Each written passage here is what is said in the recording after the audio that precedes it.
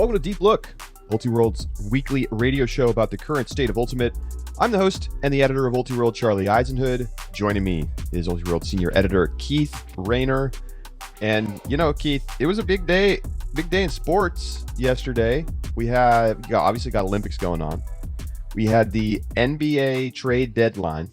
We had the NBA All-Star Draft. If you're a disc golf fan, we also had the Disc Golf All-Star Draft. We're getting ready for Queen City Tune-Up this weekend. Florida warm-up last weekend. It's a good time to be a sports fan right now. Super Bowl coming up on Sunday.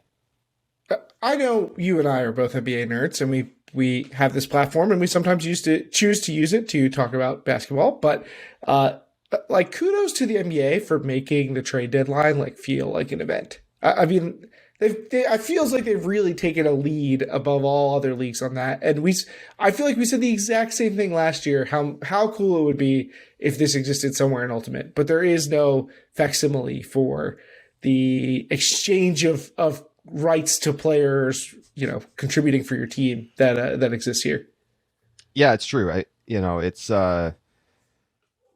going to get there. At some point there's going to be an actual AUDL trade. I imagine that the structure is in place for that to happen now. You could do something like that. Obviously, in practice, when we see trades or, players going from one team to another, it's because they moved. But we're getting to the borderline with some of these contracts with top players where you could imagine it happening, even if we're still probably a few years away from it. You're going in the wrong direction. I think you're going to the tippy top. I think we actually should go down to the bottom. I think that a summer league could have a trade deadline. If you have a core ranking kind of system for summer league, a popular system where you have to have people within a certain amount of points, and there's a trade deadline. People are swapping come mid season. If you're in an all draft league in particular where you're maybe not as attached to your friends or whatever, you don't want to hurt anybody's feelings, but I could see some deals getting done. I remember when I was back playing in Atlanta Summer League as a youngster, the core ranking meeting was one of the events of the summer league, having people complain about who's sandbagging and people making their case for why this person should get their rank down. No, so-and-so has a knee injury that. The comments that came out of that were funny, and the forums were active around that time. We did have forums. The AFTC forums were pretty lit. So you could get some conversation going. In my league in New York, there is sometimes commissioner-driven player personnel changes based on injuries and team strength. So if one team's way too good and another team's way terrible, it is not. I had a player on my summer league team get taken from us and put onto another team because we were too good, basically. We still won the league despite losing a very solid player. So that was great. It was the right thing to do, even if I was mad about it as a captain at the time. The trade deadline itself in the NBA though had some real fireworks. I mean, there were some surprises. There were big stories. It was there's some shockers where you're like, why did they do that? It was a fun time as an Let's NBA just fan. talk for a second about the big one. So James Harden goes from the Nets to the 76ers. Ben Simmons and Seth Curry come over to the Nets. I thought you were referring to Daniel Tice going back to the Celtics for sure. Yeah, the big one. Ben Simmons, I guess, is a bigger deal. Or this really weird, the Porzingis trade. But so, who won the trade? Nets or Sixers? The fans, baby. The full trade included 2 picks from Philly to Brooklyn, 2023 first rounder, and then a 2027 protected first rounder, I think. Look, the fans won the trade, Charlie. Who wants to watch players mope around when they could be playing on title contenders? This is definitely way better for everybody. Picking who actually won the trade is pretty tough. The Sixers held out for a long time, and I think we had some discussions in some of my basketball fan circles yesterday about it, and there's a lot of thoughts that they could have gotten the packages that they were rumored to be offered for Ben Simmons were better than taking on Harden and what is presumably going to be a massive deal for him that takes him into an old age where he may not be effective anymore. It's really going to come down to who gets more title equity, I think. I mean, you're making these moves to win a title now, while KD is still as effective as he is, and while Joel Embiid is in his prime, which theoretically is going to be short given the way that he plays. So I think that I would say the Sixers in like the short term, I think got the better deal. You know, they go from literally somebody not contributing at all to a player who could be a top 10 contributor in the league at a position of need, you know, the on-ball creator. I don't know exactly how well he fits with Embiid, but in theory, Embiid's defensive chops will have his back, so you can make up for how weak he is defensively, even if the ways that they play defense don't quite line up. So I think I'd favor the Sixers if like you made me pick between the two. I just feel like, you know, Harden and Embiid pick and roll.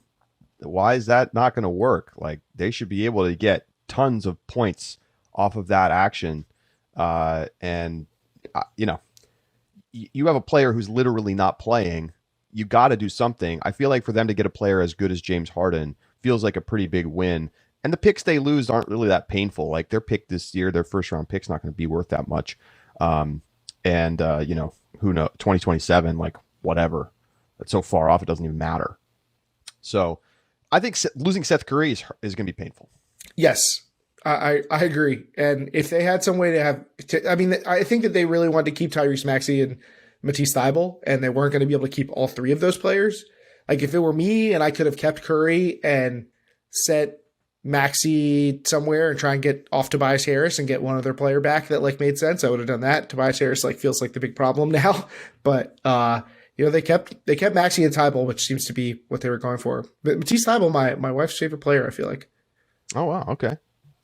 Well, anyway, that's our you know, annual little NBA draft deadline chat. Let's get into some Frisbee. We've got a lot to get to, and we got to start with something that by the time our show came out last week, this news had come out. But when we recorded the show, we did not know this. And that is that USA Ultimate has announced that there will not be college rankings this season. So they will not be using the data, the game score data from this year to allocate bids from sectionals or from conferences to regionals and from regionals to nationals.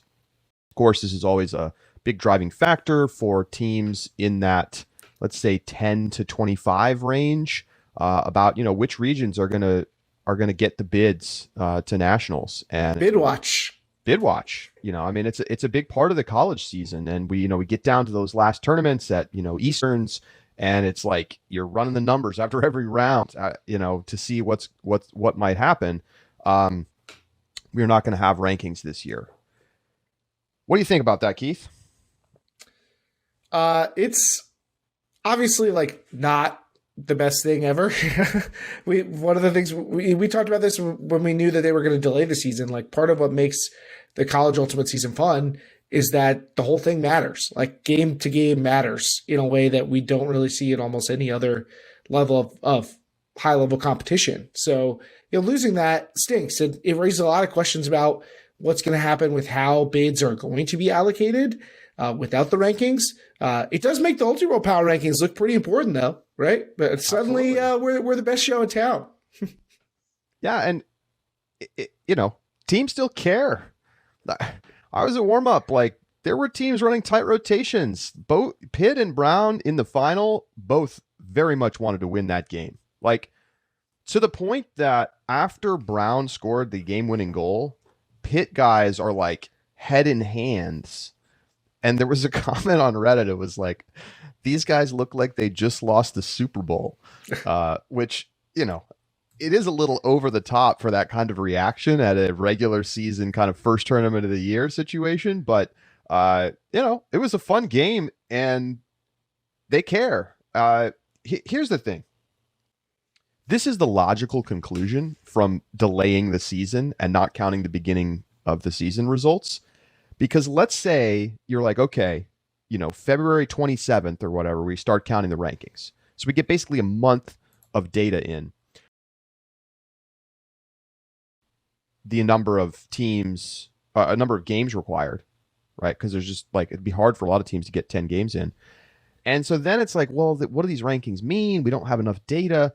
So taking the next step and just saying we're not going to use it at all is the logical conclusion. However, it still feels like the wrong choice.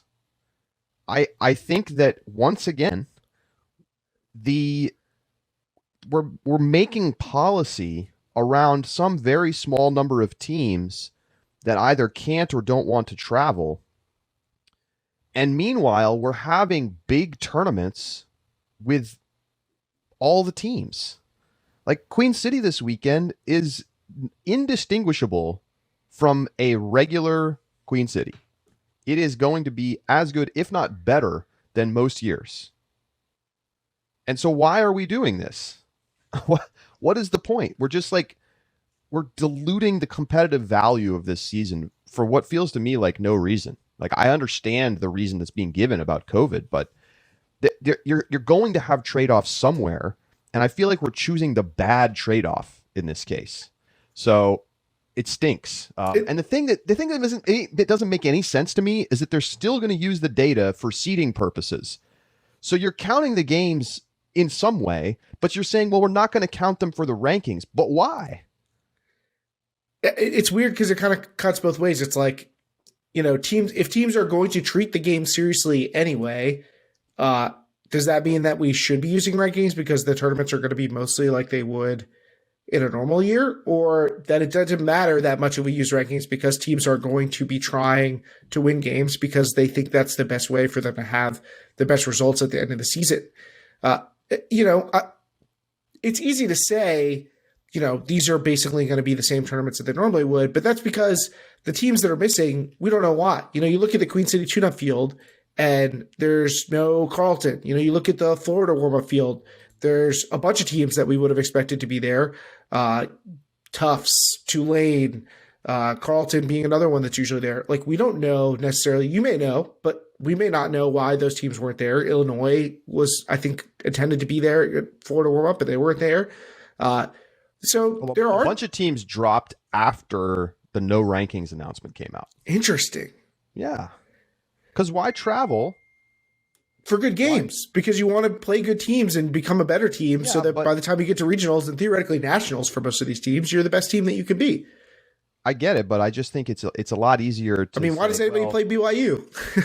forget the big trip to start the season if these games aren't going to count. Like, we'll just wait and play the closer tournament or it's just, you don't need those games now, so it's a lot easier to say, well, let's save the money.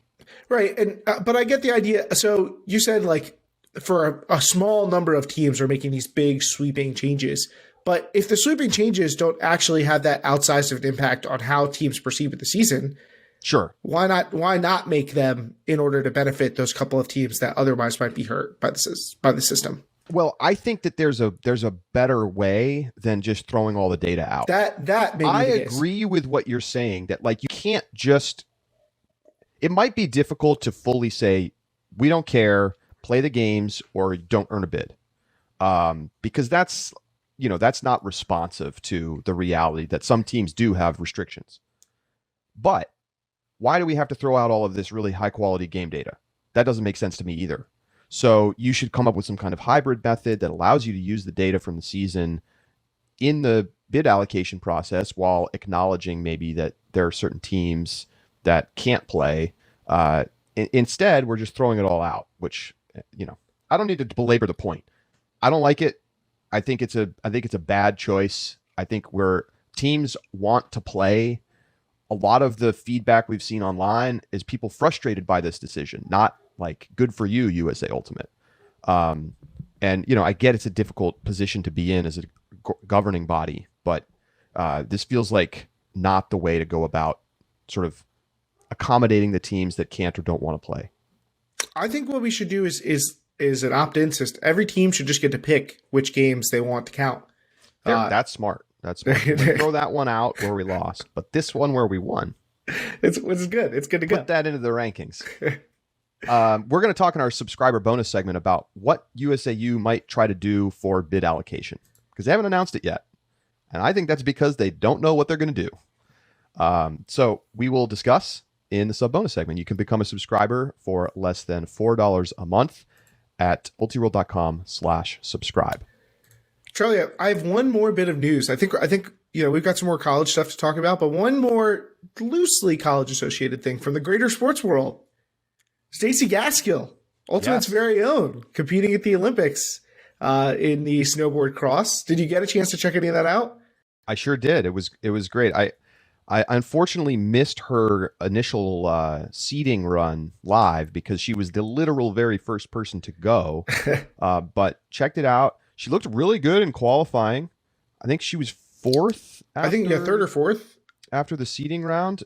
Easily won her first heat. But once it was the heavy hitters, Lindsay Jacobellis and some of the other top riders, she didn't have her best run in the semis. Ended up finishing 7th overall, but she's so young. Her first Olympics, you have to think probably next 2, maybe even 3 cycles, she's going to be one of the best riders in the U.S. Like Jacobellis is probably done. I would not be surprised to see her medal in 4 years from now. If she is on the kind of track that like Jacobellis was, she could be one of the favorites by the time the next Olympics roll around, which is super awesome. I mean, I happened to hear a story on NPR that they had done on her. And I was like, oh, wow, the NPR, maybe they're going to talk about the Frisbee thing. It's actually, her mother was a Paralympian. So they were mostly talking about that connection and how special it was for them to both get a chance to participate. But it was definitely cool to see the coverage for her and really exciting to see people supporting her. And the race itself, like obviously she performed quite well. And to be 7th at the Olympics is, I know we make a big deal about 1, 2, and 3, but 7th's pretty damn good. 7th in the world. Yeah. Pretty awesome. And how about this? She's going to be at Pres Day. No way. Next weekend. Doesn't want to take a little break? I guess not. Maybe Ultimate is the break. When you're an Olympian, maybe Ultimate is the break. The Olympics is weird because, particularly for this event, you go and then you do all of your riding in one day. That's the whole thing. The competition is one day. Boom, it's done. And it's like, obviously you have to practice and stay ready and, check out the course and stuff. But then once it's done, you're done. That's it. And so, I don't think it's really that fatiguing, especially with then 2 weeks to take off. So I think it's just impressive that she's going to get all the way back and then travel out to San Diego for Pres Day. But maybe she can. I think Colorado can do better than 7th at Pres Day. Do you think any Olympians have ever competed at Pres Day before? Olympians at Pres Day.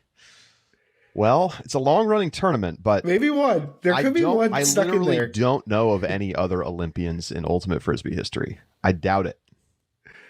It's definitely cool. Swedish curler is a disc golfer. Ah, yeah. I can see some connection there.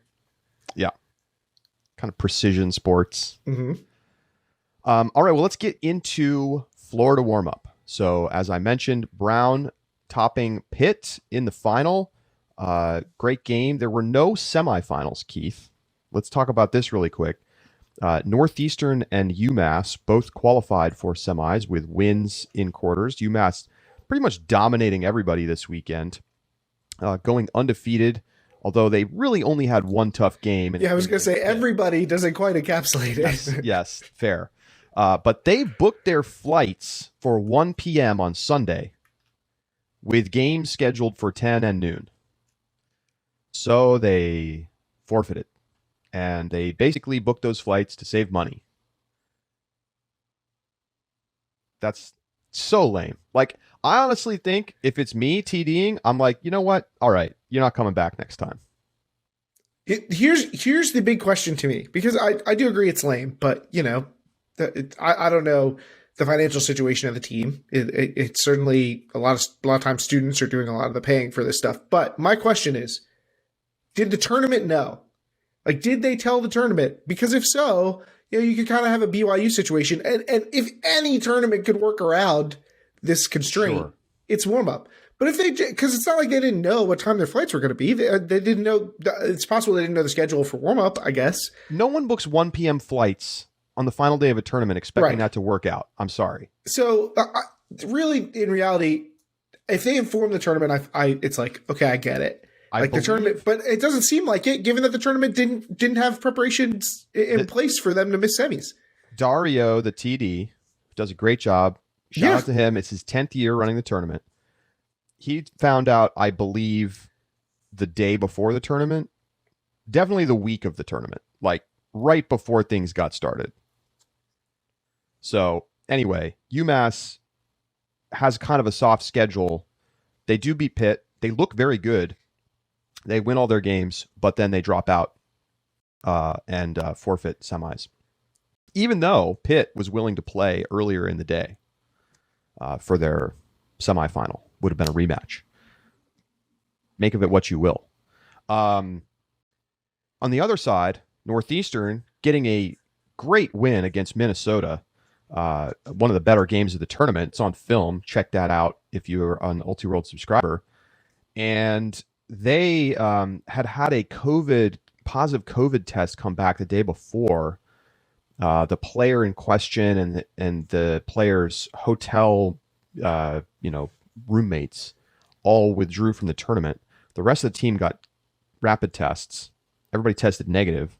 They played the next day with masks, but then more positive tests came back that following night. And so they said, you know what, we're just going to withdraw as a team. Like, clearly we're having an outbreak within the team.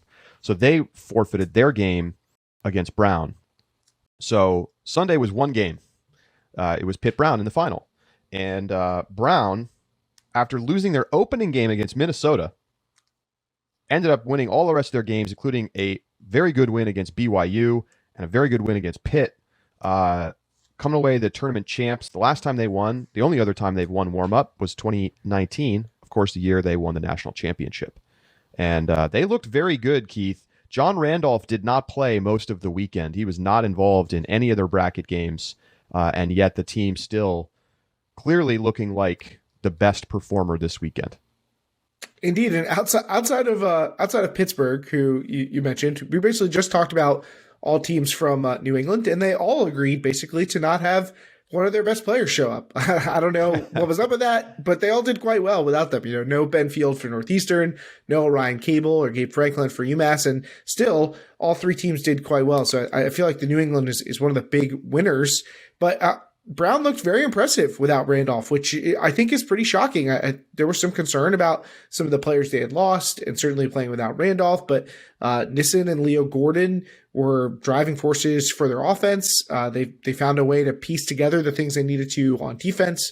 I'll be curious with JR back what they do with someone like Dylan Villeneuve, as well as Gordon. Does he play just O-line? Does he play some D-line? We saw him play some D-line in 2021.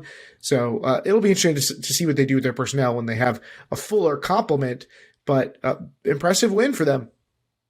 And, Brown has kind of been one of the driving forces, certainly in the college division, for a dominator-heavy offensive attack. And they've amped that up even more. I mean, they ran a lot of their points just through the handler set. In some cases, literally cutters don't touch the disc.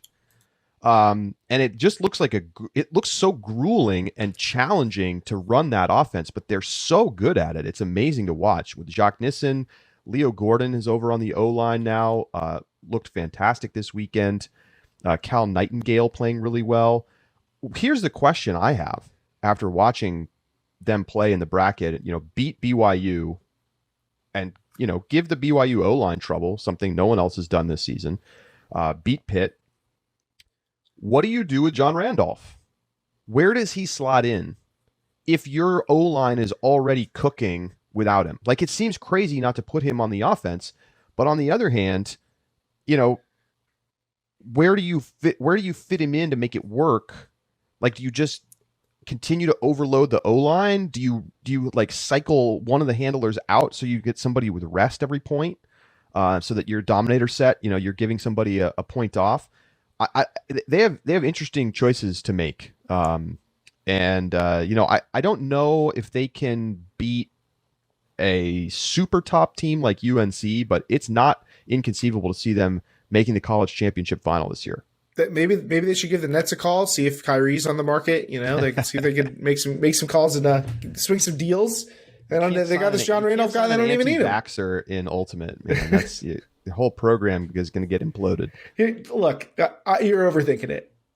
This is like maybe the best player in the division. I know. He certainly is great in a dominator set. The answer to your question, what do you do with John Randolph, is you put him on the field as frequently as humanly possible without running him into the ground, and you give him the disc a lot. Like, you play him on defense because he's a great defender. You put him in the dominator set on offense with Jock Nissen, and you play Leo Gordon more on defense, or put him as the third person in that group because this guy's going to be productive no matter how you slice it. What did you've had a chance to watch a Funky? Yeah. What did you think of the game? It's hard not to watch the beginning of that game and not be like, wow, that got chippy quickly. I mean, it was chippy. They were getting into it. Now they didn't let it get out of hand. It seemed like, I don't know if there was a conversation between points, like that doesn't get caught on film, but team settled in a bit after a third of the way through the game, where things kind of escalated a little bit and there's a lot of jawing going on. There's some big plays. Henry Ing that has a massive sky over what I don't know how tall this Brown player who I'm not familiar with. He's a big guy who's playing defense and had the Ing assignment the whole time, and this interesting player. Cam Kearney, 6'7" rookie. Cam Kearney, you said 6'7" rookie. I mean, he's big. He's athletic though. He can move.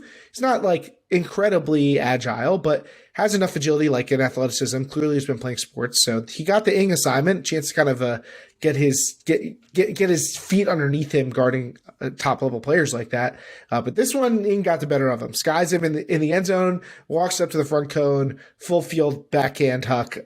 Definitely the play of the game on Ing's part. But one of the plays of the tournament. Yeah, I mean that could be one of the best players we're going to see the whole college season. Like it's fantastic stuff. But I think that Pitt looked a little shallow, particularly in the backfield. I mean, they are very dependent on Ing and Will Hoffenkamp to move the disc in a way that I don't think we've seen from them most years. Like, they usually have a little bit more dynamism across the roster. From they a are standpoint. missing, just so you know, they are missing their center handler right now on offense, out with COVID. Okay. That definitely would make a big difference to have another thrower, because that felt like a place that they were a little weak in, that Brown was able to exploit, running some sets that forced Pitt to keep moving the disc for longer periods of time, kept them out of really activating the deep game, which it felt, Pitt had that going a little bit in the beginning of the game, but Brown was able to tamp that down, and their offense was just too clean for the most part. Nissen looks fantastic. Even being defended by Ing, who's going to be one of the best defenders he goes up against all season, he's just able to get the disc. He has a great ability to get open. He looks totally unfettered. Like, you can tell that the time that he spent playing in the AUDL has really benefited his field sense and his confidence, because he just has an ability to get the job done now. So I want to read you a quote from Jake Smart, the coach of Brown. Asked about whether the dominator offensive approach and putting a lot of mileage on the handler's legs is sustainable. He said, "The short answer is we just have to get in shape. I think back a lot, because it's my era in college, to the Tim Garrett, Kurt Gibson, Florida teams. They played a rotation of like 8 or 9, and Tim and Kurt played 100% of every point, and they touched it every other, and they never looked tired. And so I think, you know what? Get in shape." What do you make of that, Keith? Surprising to hear. I mean, you would never think that the Brown plan was to ape the Florida teams of yore. It's just not quite what you think. But I mean, look, it's a tried and true formula for success in college ultimate. Usually you see it from teams where there's like a top end talent that highly outweighs the rest of the team. And maybe you could point to Brown having some of that. We have a couple of players where most of the skill is concentrated, and the rest of the players are hard runners who can go out there and play defense. And like, that kind of offense can work. I mean, teams all over the country have tried it to get to and through regionals before. It's not something we always see at the top level anymore. So it's surprising to hear that be the angle of attack. But I don't think that Nissen looked like he was any worse for wear, and he's been running the same type of offense from the AUDL into the 2021 college season and now into the 2022 college season. He seems like he has plenty left in the tank. Yeah, I mean, they made it through. Now, keep in mind, they only had one game on Sunday, but they ran similar offense against BYU and had no issues. And, they blew the doors off a lot of teams. That helped. But let's talk BYU for a second. They come in, a lot of talk, and they go 8-0. The last time they were at this tournament, 2020, they went 7-1 with a Universe Point loss to Brown. This time around, they go 7-1 with a 2-point loss to Brown. They had a chance to force Universe. Couldn't punch it in. So, BYU looks good. They look good, but they look a little young. And that's really what I felt like. They just didn't quite have the horses on offense to have the same kind of consistency we saw from Brown's O-line. And that was enough, especially because they just absolutely had no answers for the Dominator. None. They could not stop the handlers for Brown. Not what I'm used to from BYU. You mentioned not having the horses. I mean, I felt like their D-line has had that kind of player in spades for years, and they could kind of just run you into the ground. Like, the one thing you weren't going to do is outrun them for a game. And so, they've maybe taken a step back there. They don't have quite the pop on their D-line offense either to kind of muscle through some of these issues. I think that it's going to take time. I think that usually by this point in the spring, they are humming. I can't recall a time since BYU became really an elite outfit that they have looked a little underwhelming in the beginning of the year. Like, they come out and they're ready to go. And so they're on perhaps a longer track this year. We may not see them get better until the end of the year, but part of the reason maybe they have that accelerated schedule is because they know that their end of the year is different than everybody else's. So I don't know what their schedule is going to look like, and if maybe we're going to miss that peak. But it does seem like they're on a bit more of the track that most college teams travel, starting out the year a little bit weaker and working their way better and better. Usually I think that curve is a little less steep for BYU, and that's not the case this season. Yeah, I mean, they really miss Taylor Barton. That's the thing I feel the most. Like that, he gave them shutdown defense and really good D-line offense, and they just don't quite have that guy. Now, here's the thing. You said, normally BYU, they're willing to outrun you. And that worked against teams that were cutter driven. I mean, they smashed Pitt because Pitt's, thing is to try to get it to the cutters, right? And, Henry Ing kind of doing everything, probably the best player at the tournament. But they didn't have that handler driven attack. And so BYU just crushed them. I mean, they went up like 7-2. And so it's not like BYU is a bad team. I mean, this is very clearly a top 10 team. No doubt about it. I think Brown is just a little better than we expected. And BYU just looks still like a little bit raw on the defensive side of the disc. So a team that has a lot of discipline and a lot of offensive skill can punish them. And, Jordan Kerr, still probably their best overall player, not quite as involved on the offense right now. They have a couple players, like 6 and 7 spots on their O-line, feel a little weaker. I think that hurt them against Brown. They were losing matchups here and there on their lines. And the thing is, like, long term, you have to love the trajectory of the team. Joe Merrill was fantastic again, but I don't know what their next tournament is. I know there's this plan for them to play at Colorado, basically in Boulder, for a showcase game in maybe next month sometime. So that'll be a great game because Colorado, of course, an easy top 5 team right now as well. I'm surprised, though, that BYU gets a big win also over Northeastern, who I think is a more handler-driven, patient team, like the kind of team you're describing that might do well against them. But they couldn't replicate the kind of success that they had against some of the other teams like Minnesota, that Northeastern had against Minnesota when they were playing against BYU. So I agree with you. Easy top 5 team, easy top 10 team, probably a top 5 team. They're right around that borderline. So maybe we should just do a little stock up, stock down here, Keith. Yeah. Speaking of the teams that we've already talked about, just quickly, Brown, for me, stock up. They look better than I expected them to after losing a bunch of their depth in the offseason. Whether they can maintain this style and go all the way to the deep in the bracket at Nationals, I don't know. That's a question mark for me. But they certainly looked apart, and they got off the field in a hurry with their offense a lot of the time, too. How about BYU? It sounds like stock down a little bit. Yes, I think a little bit. Just because there were sky high expectations. When you come into warm up and you're expected to go 8-0, I mean, there's nowhere to go but down. So slightly stock down, but I mostly am a hold on them. Blue chip stocks can go down. You got a high price, but that means you got to do really well to profit. Let me ask you, what about Pitt? Pitt definitely stock up for me. I think that they looked a little more solid on film than I anticipated. I thought that they may be taking a further step back with a kind of dearth of talent, losing some of the experience that we've seen that for them before. But they looked pretty confident. Some of the players that were getting some minor run or had some role parts to play in earlier years are stepping up a little bit for them.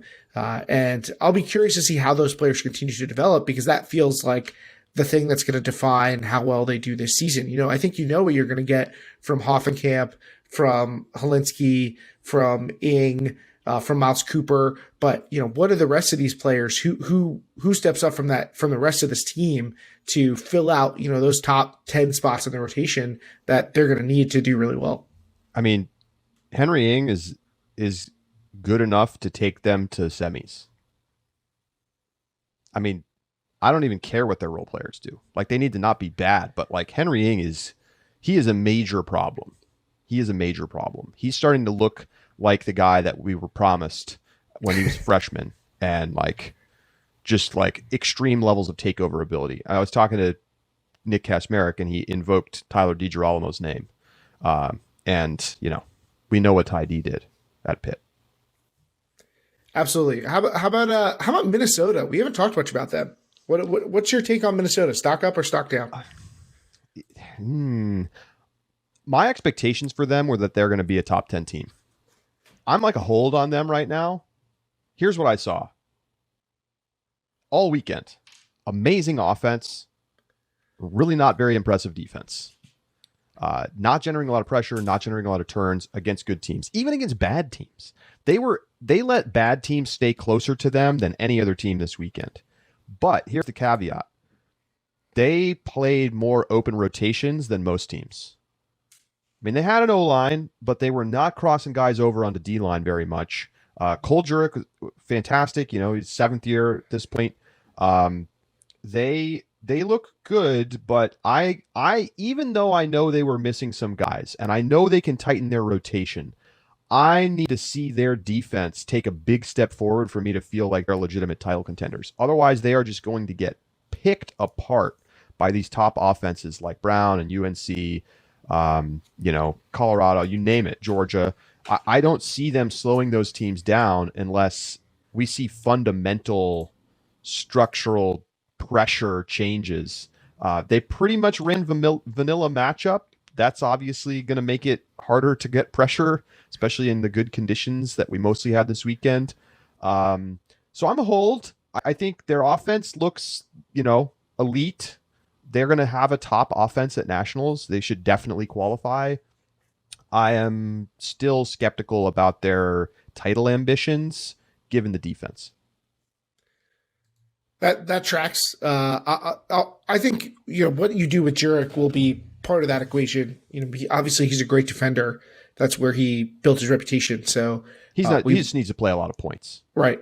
He has a big workload when he's on offense. But if the O-line looks really good, maybe you can decrease his workload. You can make him less of a focal point and have him out on defense more. And maybe that is a function of a tighter rotation or something.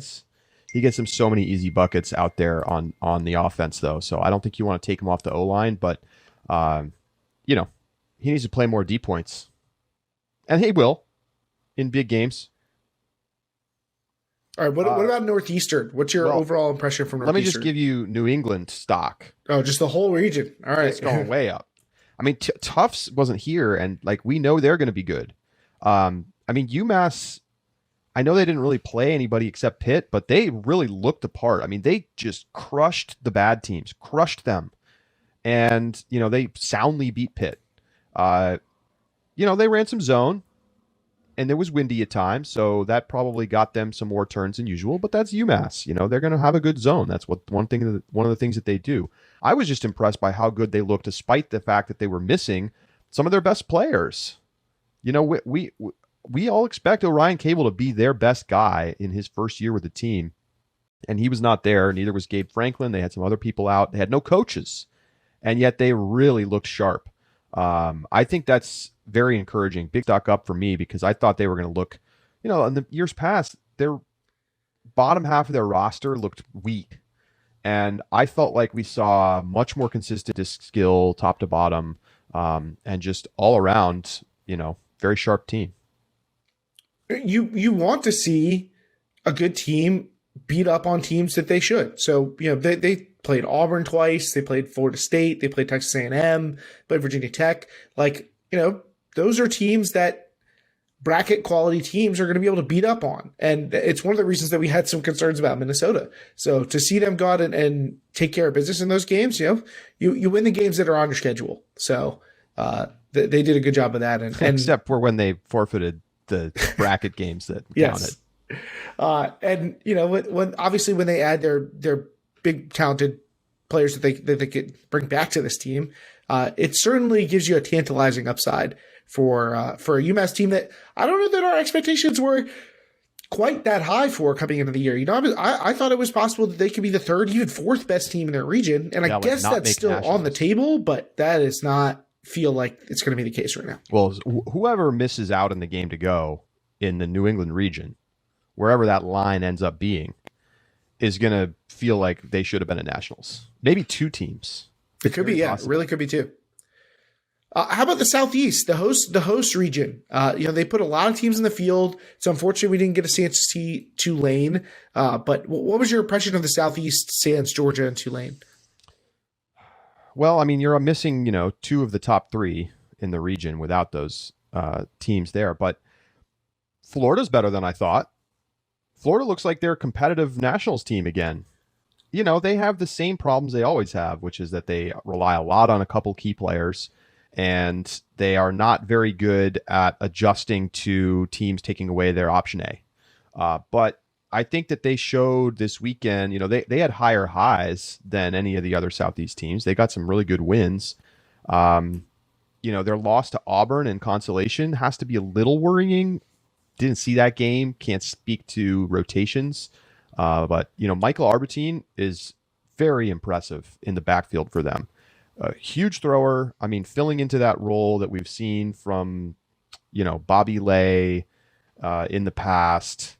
And, this is classic, right? That they're always going to be a guy that's going to be, playing all the O points and getting all the touches. And it's him, and he looks the part. I mean, he really looks good. Billy O'Brien doing it more recently for Florida. On the whole, I feel like the Southeast, there's a deep middle. I think Georgia's like way out here, and then there's like a bunch of teams that are like going to be clustered in the, if you were going to do official rankings, probably in that like 20 to 40 range. Oh, you're playing the Southeast hits. I mean, this feels like the story for years and years now. But hey, Brett Holzmeyer is on Auburn. I did not know that until this tournament. I was like, whoa, Brett Holzmeyer. And, of course, the kind of one of the breakout stars for the Atlanta Hustle in the AUDL. And I mean, he looks the part. He's dominating out there. It's like men amongst boys. Auburn a little bit inconsistent, but I liked what I saw from them. I think they have a chance to be definitely a spoiler at regionals, if not a team that competes for a bid. That's like I said, been the recipe for the Southeast is like 6 or 7 Vipers in the pit that could take down a good team, but nobody who felt like they rose above the group to be the top challenger to Georgia. I'm sure Tulane and Florida have their eyes on that spot. And again, it's a real bummer we didn't get to see Tulane and get a sense of where they are in the pecking order. Who was the most disappointing team this weekend? I'm setting you up. Setting me up for the most disappointing team. UMass for leaving during the during the It's a bracket. legit answer. I don't know who's the most disappointing team. Like didn't even come close to doing anything exciting. I don't know. Probably one of the Southeast teams for me. I mean, you could argue that, but Keith, I really think you have to say that it's Temple. Oh, that's tough. It's tough. They were just terrible this weekend. I don't know what to tell you. They didn't win any key games. They didn't come close in a lot of those games. It's not like they have no ability, but this is a team that came in with a lot of buzz. They have a bid to Easterns already, and they didn't really beat anybody. Right now, if this same team went to Easterns, they would not win a single game. So, this is a team that came very close to earning a bid in the fall at the Ohio Valley Regionals, but they were not ready for prime time here at warm up. Well, man, they've certainly got some bulletin board material by the time they get to Easterns. Obviously, they're no strangers to catching some deep look slander and using that for motivation. Well, yeah, and then they clap back. Well, if you're going to clap back, you better be ready to show up and win your games. We bring receipts. Any other thoughts on warm up, Keith? No, it's nice to have the footage. I'm looking forward to going through it and getting a sense of where teams are at. Still early season, but it's also good that despite like we talked about with the rankings, like teams are still look like they're going out there and trying to get W's. Oh yeah, I mean you mentioned the chippiness. There was chippiness in multiple games, but I mean Pitt Brown, they were going at it a little bit. Miles Cooper and Leo Gordon jawing back and forth, and at one point Leo Gordon, after they had already like kind of escalated the situation, Leo Gordon caught a score and gave a little high five to Cooper, and tensions eased a little bit because there was a chance right then that if he did some gigantic spike or something that it could really ratchet up the tone of that game. But Pittsburgh's back to the hate Oakland haters jerseys. Like we're kind of seeing them go back to, we had that long stretch where they were like this finesse offense team, and now they're kind of like this, like we're back in the trenches, gritty, defensively focused team. Interesting to see the sort of the ebbs and flows of their approach. Well, after the way everybody was talking about them after the 2021 college championships, I mean, it's a very easy us against the world narrative to build, which it seems like every team is trying to do. It's build like nobody believes in us. It's us against the world kind of thing. And now it's very easy for them to say, people think that we're not that good, and we're going to show them. So we're going to take a quick break. When we come back, we're going to get you ready for Queen City Tune-Up. Stay with us. It's Deep Look.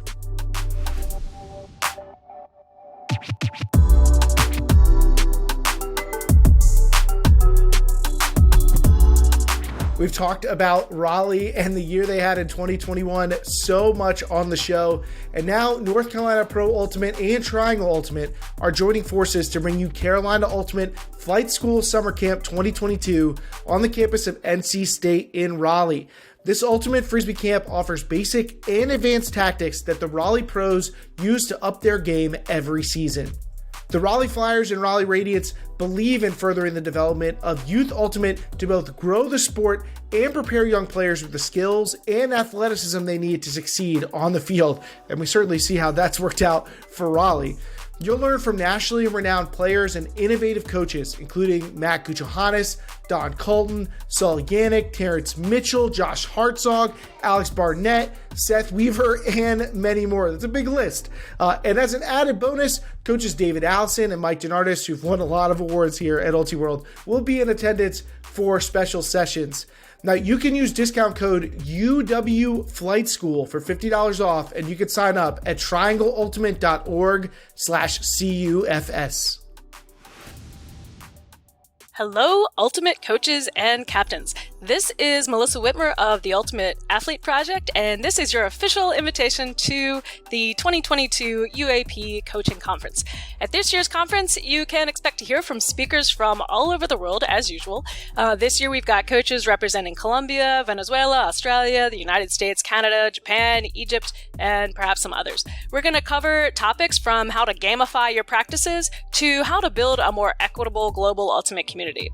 So whether you are a new coach who needs all the help you can get, or a seasoned coach who's on the lookout for any pieces of new information and new perspectives you can acquire, this is the place to get that. The UAP Coaching Conference is like nothing else.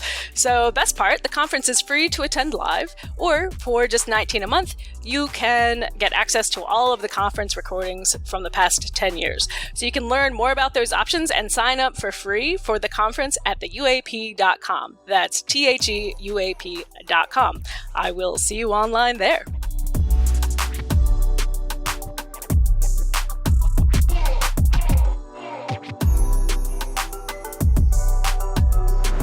Welcome back to Deep Look. East Coast college action continues this weekend with the Queen City Tune-Up. Men's and women's divisions, both very strong. Lots of teams playing their first event of the year. We're also going to get a look at both of the defending national champions, UNC. And how about this, Keith? I'm going to break a little news here on the show. Ooh.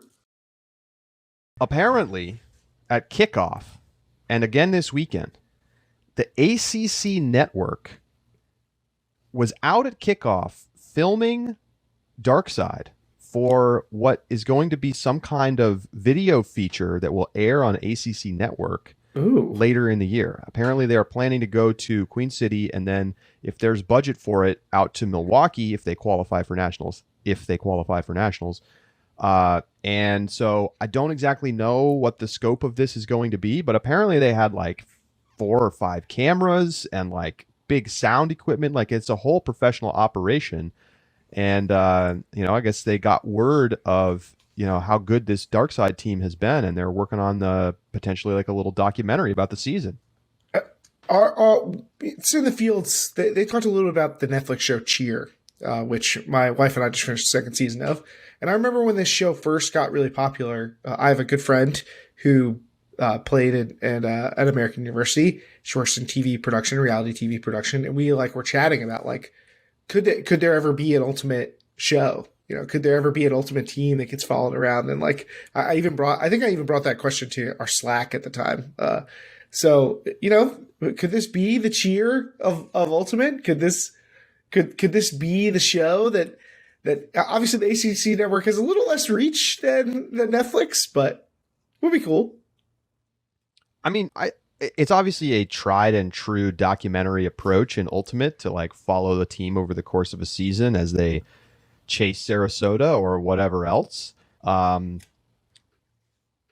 think a really skilled documentary filmmaker with the right team could do an amazing production and turn it into a very watchable television for anybody, not just an Ultimate fan.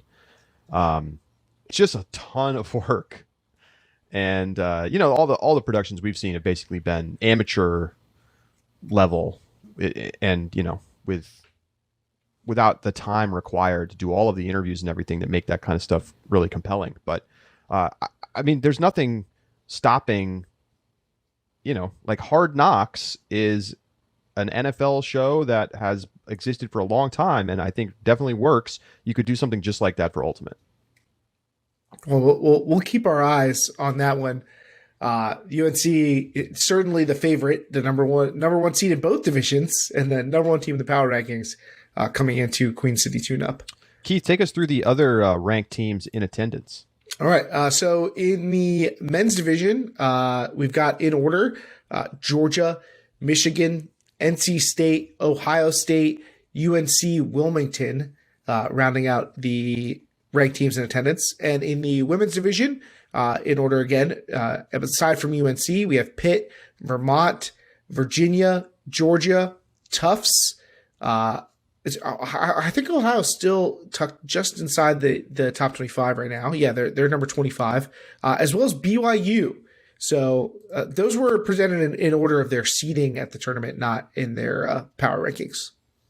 BYU being here would be so tantalizing in a world where we had rankings, because they are going to serve as a key bridge between West and East Coast to start the year.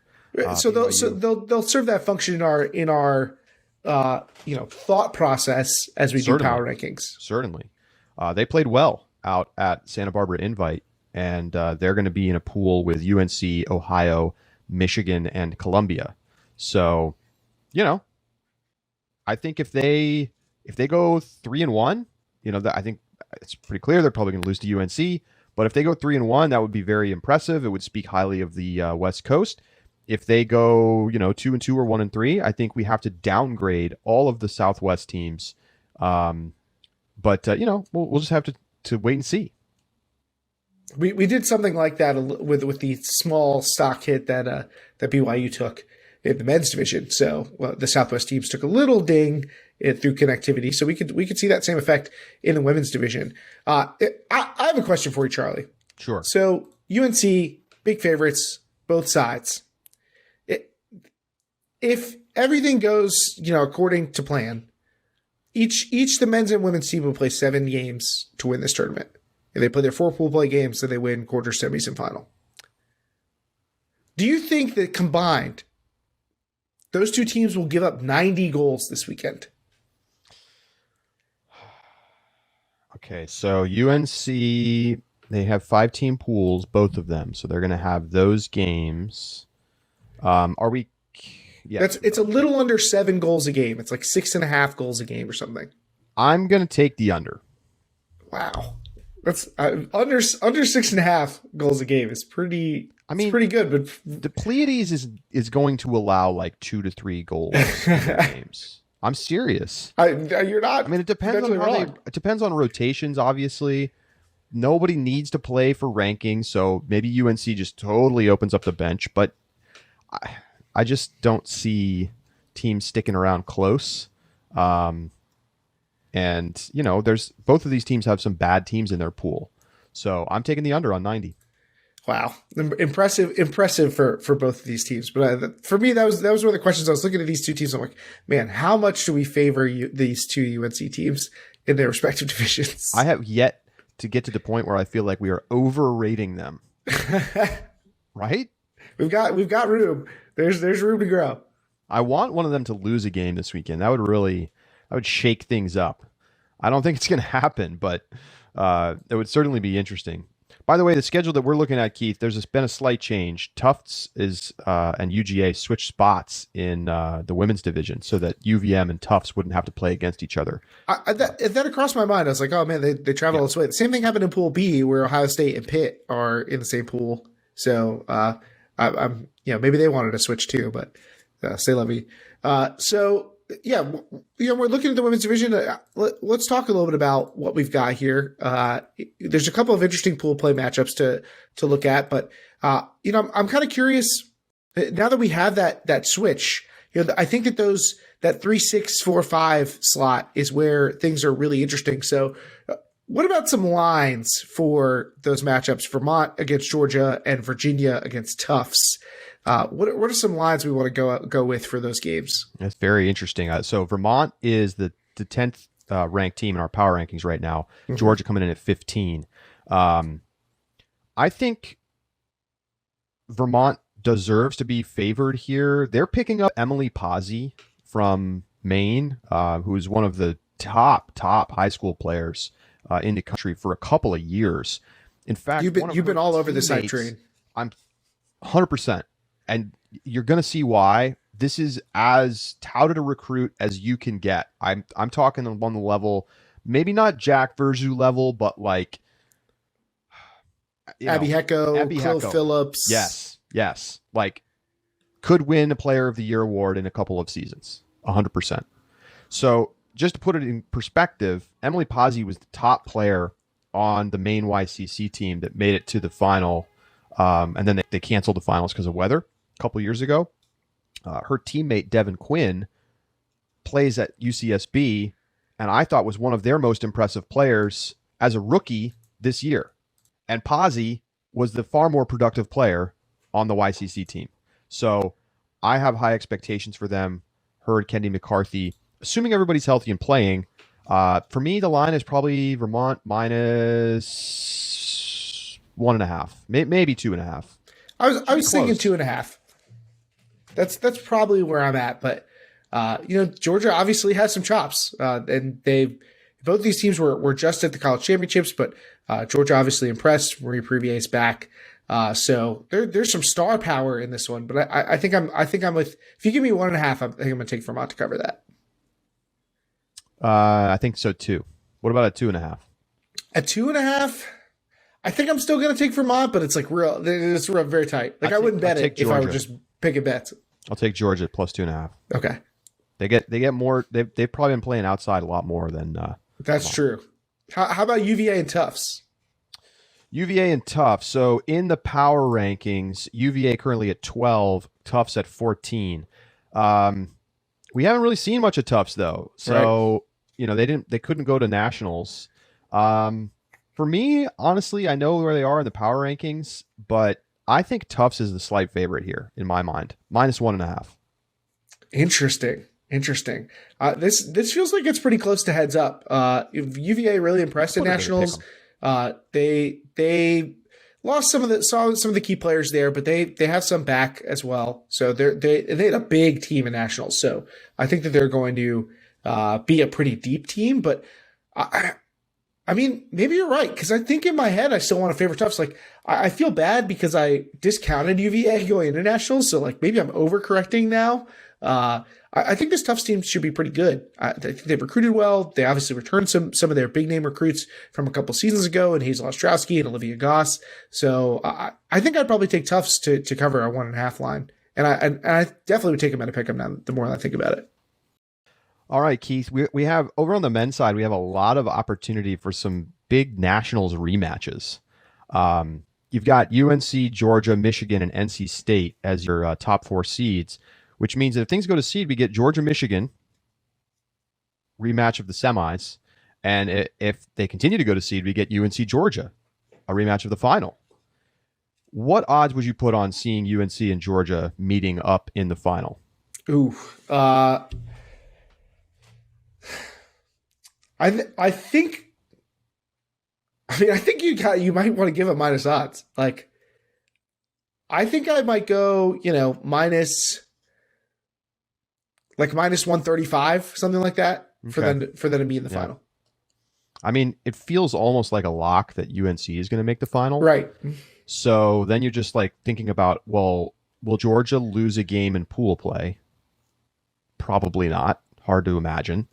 Will they drop a quarter or lose the game to Michigan? I mean, this feels possible, but remember, Georgia basically bringing everybody back. So to me, that might even be more like minus 175, minus 200 range. And the dream, Keith, is that they meet up and Georgia wins. That's the story that we all are looking for. Sprinkle some spice. But I mean, it could be an early preview of a rematch in the national championship final over Memorial Day weekend.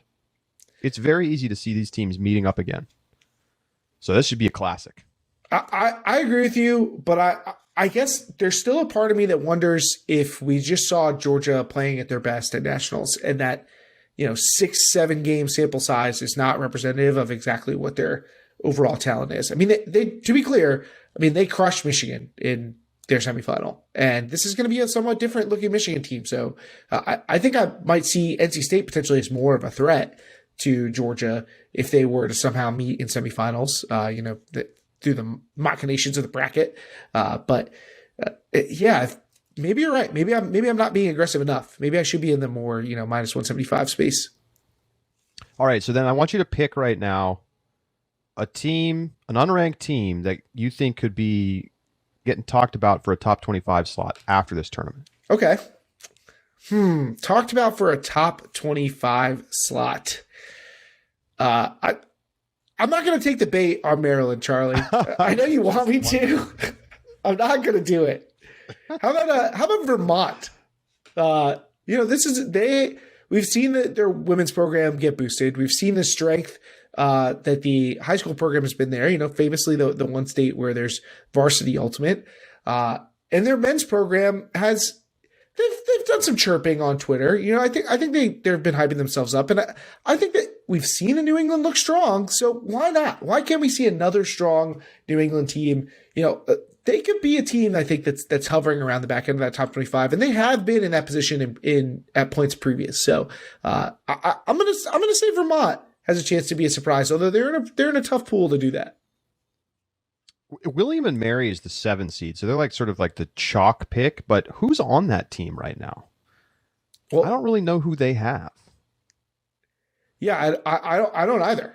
I guess it's one of those things that's interesting about this season is we're kind of like you get this big refresh of teams, so much more so than we've seen in the past because of the pandemic hiatus. So I'm a little cagey to pick them. I think that they could like drop off and not be deserving of that 7 seed. I'm gonna go with Purdue, a team that like has always been kind of like bubbling around in that Great Lakes. Been a little up and down. I think maybe this could be a time that they go up. Right, they get a chance to maybe get that upset over William and Mary. We'll see what they could do. In the women's division, there are 2 teams that have my eye here.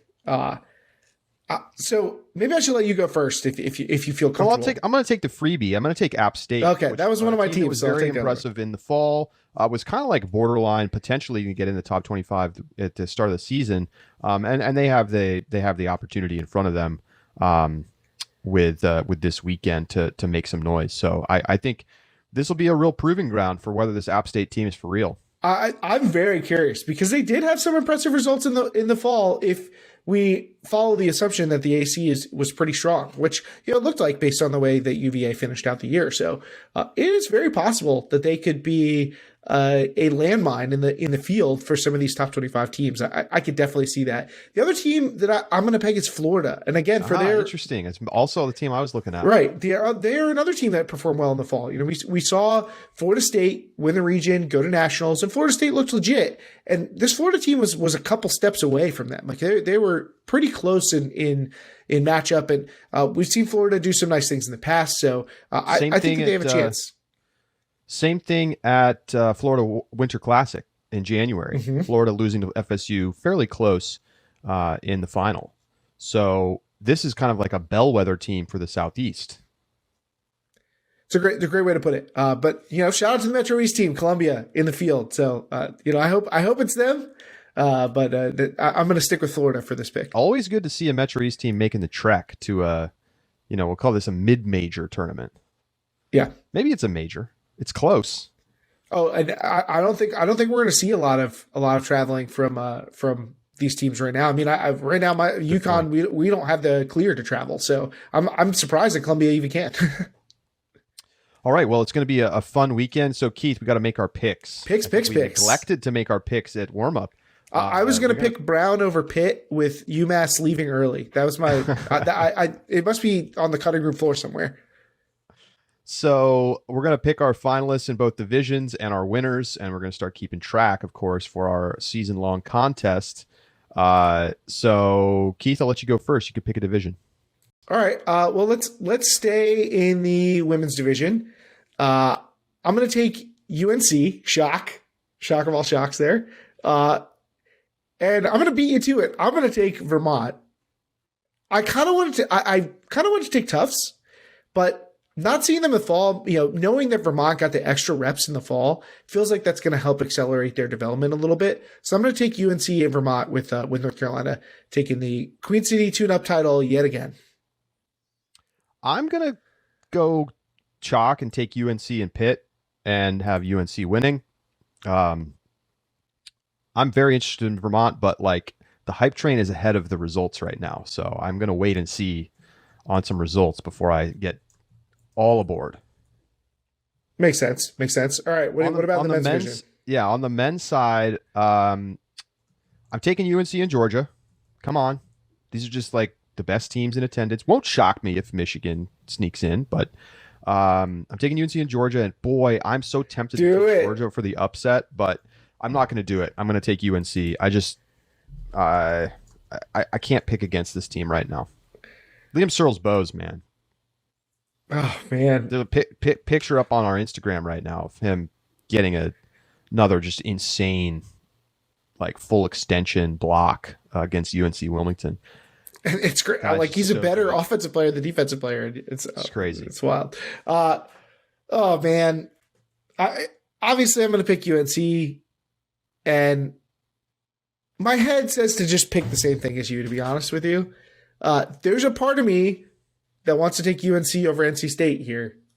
And I feel like letting you get to it first like makes me feel more like I need to do it, like I need to differentiate. But I'm going to do what the logical thing is here, and I'm going to go with UNC over Georgia as well. I just think that's the right play. Yeah, it's too big a favorite. Has, hard to know. Like players in Michigan lost. Sometimes that can be it can make it really tough. You look at BYU, right? They're not quite as good as they were last time we saw them because they lost a couple of key guys. And it's not like they're a bad team now, but it does make a difference in your conversion rate and the pressure you're able to generate. That same thing can happen in that situation. So should be great. Great tournament. Looking forward to it. We have 2 games around getting filmed, which is great. We're going to get a ton of great footage. So if you're not already a subscriber, sign up today. Get all of the access to all of our footage ever, which is now I think we might be over 1,000 games all time. Incredible. But SBI, Florida warm up. We got Queen City coming up, and of course tons more tournaments coming your way. Looking forward to this full season. I have to get back on my film grind. I know it's crazy. We have film again. So much too already. Charlie, everything about this season is pretty much regular, except that the rankings don't exist. Charlie. Yes. We got one more pick to do. Super Bowl pick. Oh my goodness. Now it's a spread? Yeah, let's do the spread here. I think you got to do 4 against the spread. 4.5. I've seen it back and forth. Let's look at the DraftKings line since they are the sole provider for the NFL or for ADL. It's +4 right now. So Bengals +4, Rams -4. Who you got? Give me the Bengals. I want to root for the Bengals, and I feel like they've been defying the odds this whole time. Oh my God. I was really hoping you were going to take the Rams to cover because I'm going to take the Bengals. Who dey? Should be fun. It's a weird Super Bowl. I'm obviously crushed that the 49ers aren't in it, but it'll be a good one. I really don't know what to expect. The Bengals have been defying expectations. Home game for the Rams. Crazy. Yeah, and it's a home game. So I'm surprised that the line is as small as 4, but I'm going to trust Vegas on that. Yeah, I think it's just you got to play the number here. I'd wait for 4.5 if you can, if you're betting it for real. I don't know that it's going to move off that though. I don't ever see a 3. I'm gonna play some squares. I know there's a bunch of college teams doing squares, so I'll support some programs with some squares. Have some fun that way. I'll probably throw some parlays and stuff. Maybe some first touchdown scorers, that kind of stuff. Oh yeah. Just the goofy stuff. I mean, you can't bet the Super Bowl for profit. You got to bet it for fun. Caesars sports betting's legal here in New York now, and in Connecticut. Yes, Caesars has a thing where if you bet 10 prop bets, and if you hit 7 of them, they give you like a $50 free bet. I think it's 56 for the Super Bowl 56. But you can bet whatever you want. So I got a bunch of $1 prop bets down to see if I can hit 7 out of 10. All right, it's gonna be fun. One year we did we had like a sheet of picks. Me, you, and Pat did that. We're at Queen City Tune Up because it's common for this to line up like this. That was a fun activity. So. Maybe we'll run that back sometime. All right. Well, good luck to the teams competing at Queen City this weekend. Can't wait to see how it all unfolds. And we will talk to you next week right here on Deep Look. Don't miss our subscriber bonus segment where we talk about the ways that USAU might try to do bid allocation this spring. For Keith Raynor, I'm Charlie Eisenhood saying so long, and we'll talk to you next week right here on Deep Look.